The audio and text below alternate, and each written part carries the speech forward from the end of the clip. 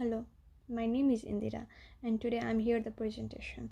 This presentation deals with adoption of IFRS to control and regulate financial standards while discussing implication of the positive accounting theory. So let's talk about the IFRS first. IFRS deals with a set of standards in respect of accounting followed by a non-profit organization. Hence, focus on comparing and contrasting different aspects of IFRS adoption in selected countries, Australia and UAE, can be beneficial to assess the effectiveness of this global financial framework. It is also crucial for company to adopt an international framework while preparing and improvising the financial statements all over the world. So now let's talk about the importance of positive accounting theory. Positive accounting theory is a theoretical practice of accounting by which an organization will perform and function in the market.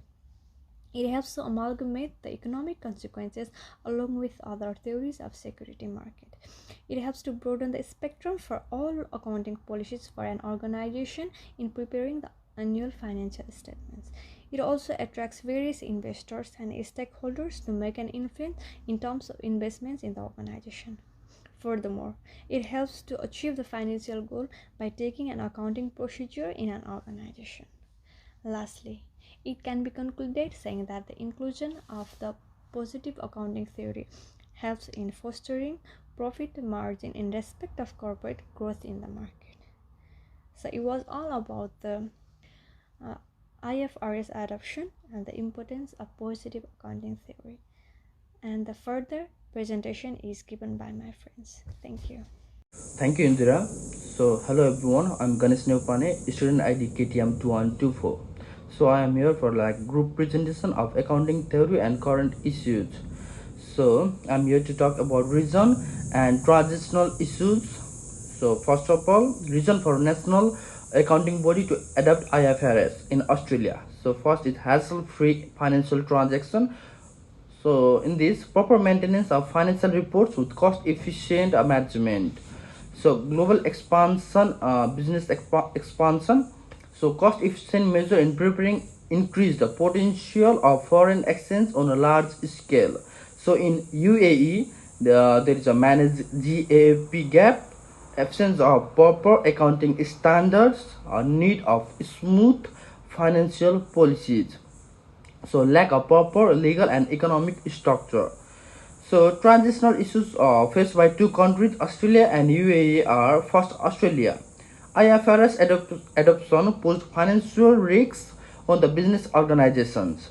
Auditors and other financial officers faced problems to comply with the standards and rule of IFRS, lack of proper financial implementation policies in a gap, or lack of flexibility to adopt IFRS.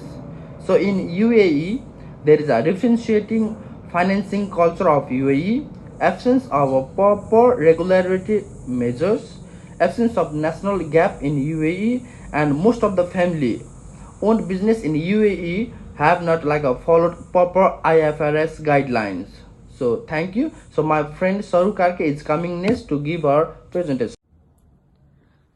Hi there, my name is Saru Karke. My student ID is TNE2157. Today I am going to present about the challenges faced in the adoptions of international financial reporting standards. There are many challenges, challenges in faithful representation in compliance with legal standards, UAE faced consider problems related to the compatibility and legal standards. There are issues in terms of application aspect. It includes potential problems such as management of deferred tax and intangible asset for the both respective countries, UAE as well as Australia.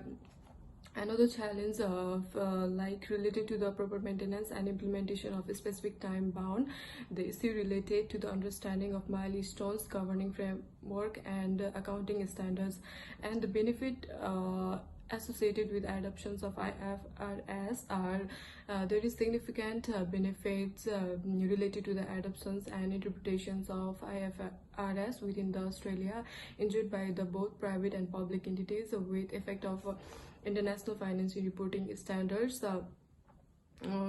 with effect from international financing reporting standards in corporations. The organization improved comparability than other companies with the industry. Nimesh will do the further presentations. Thank you.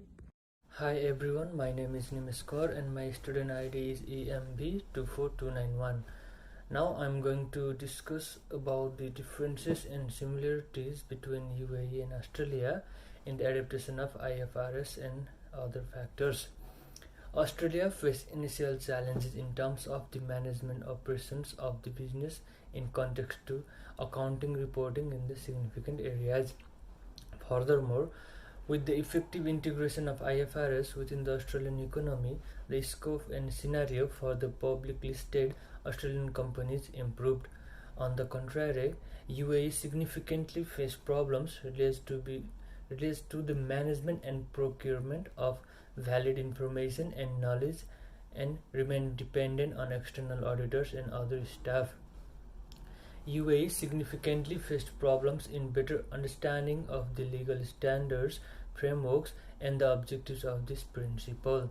The listing rules of financial services are done in accordance with the Dubai Financial Services Authority (DFSA). Apart from that, IFRS helped in setting high-quality based global accounting standards in terms of commitments towards the adaptation of IFRS in UAE. Similarly, in terms of Australia, the incorporation of the IFRS resulted to high level as well as non-technical summaries for the particular standards. The next topic is evaluating success of IFRS adaptations. For Australia, we can summarize the success or failures in following points. Adaptation of IFRS has supported both non-profit and profit organizations. Non-profit organizations have become able to improve cost efficiency and quality, increase smoothness in moving between different sectors and countries with the transferable skills and knowledge. Now moving on towards UAE, the points are allowed SMEs to follow IFRS to conduct financial transactions. National Accounting Body focused on developing SME standards. IFRS standards enhances loan from central banks as per requirement of an organization. Supported UAE companies to comply with UAE Commercial Companies Law number 2 of 2015 and IFRS. Now I would like to hand over rest of the presentation to my friend Suzan Paudel. Thank you. Thank you, Nimesh. This is Suzan with student ID EMV24290. Moving on recommendation part. Recommendation for national accounting standard setting bodies. They are provision of adequate technical support to SMEs for increasing their scope of flexibility to adopt the policies, proper training facilities to the financial officers and auditors to understand the IFRS policies easily and simply its practice. UAE government must take a specific step to increase the scope of versatility of their culture to ease the adaptation of any new policies as they always do. So evaluation success of IFRS adaptation. We're doing it between Australia and UAE. So adaptation of IFRS has supported both non-profit organization and for profit organization in Australia. In UAE allowed SMEs to follow IFRS to conduct financial transaction. And NPF organization have become able to improve cost efficiency and quality of financial reporting in Australia. And in UAE, National Accounting Body focused on developing SME standard. And moving on to conclusion part, IFRS policies in the economy of these two countries, Australia and UAE, is great of significance. Proper amendments by Australian government help to implement IFRS policies in practice properly, and UAE highlighted IFRS adaptation to support companies of UAE to comply with UAE Commercial Law number 2 of 2015. Thank you very much.